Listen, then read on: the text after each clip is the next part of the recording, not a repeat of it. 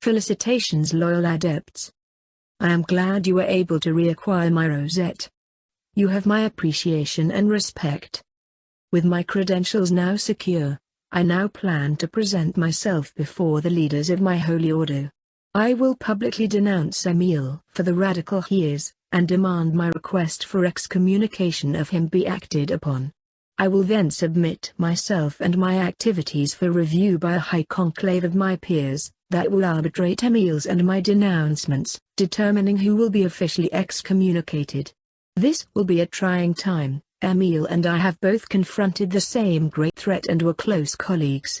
But we hail from different sects of the Inquisition. I'm an Ardentite Thorian. I believe that the Emperor's soul is separate from his mortal husk, and that he lives on in all of humanity, and it is the duty of all mankind to grow and prosper, overcoming the calamities that confront us. While Emil is a Monodominate with heretical Libricar leanings, he believes that there can be no tolerance of any heresy.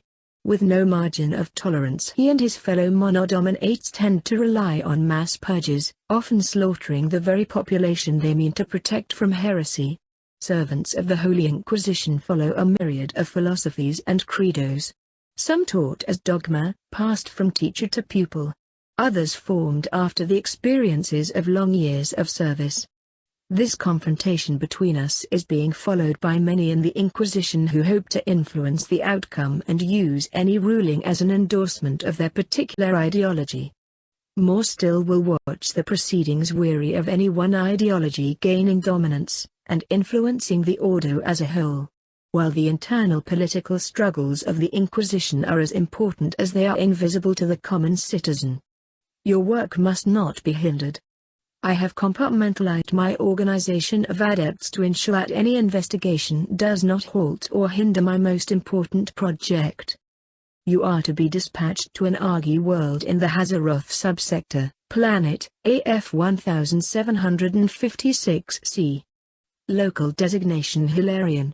The Astropath delegation on Hilarion Prime, a satellite spaceport set in orbit for quarantine and administrative purposes, has reported detection of a minor psychic disturbance.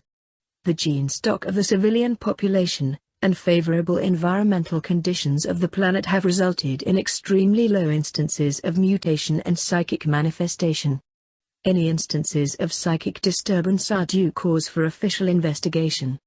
But Hilarion's location and rarity of psychic deviancy offer a unique chance to test a pivotal hypothesis.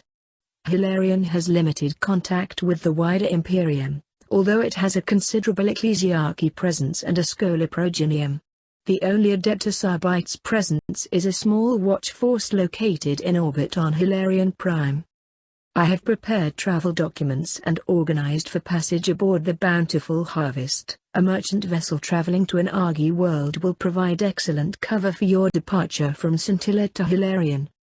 The Ecclesiarchy has a large vested interest in Hilarion and has enforced its comparative seclusion from the Greater Imperium. Visitors are not expected or welcome. Off-worlders are not normally allowed unescorted upon the surface.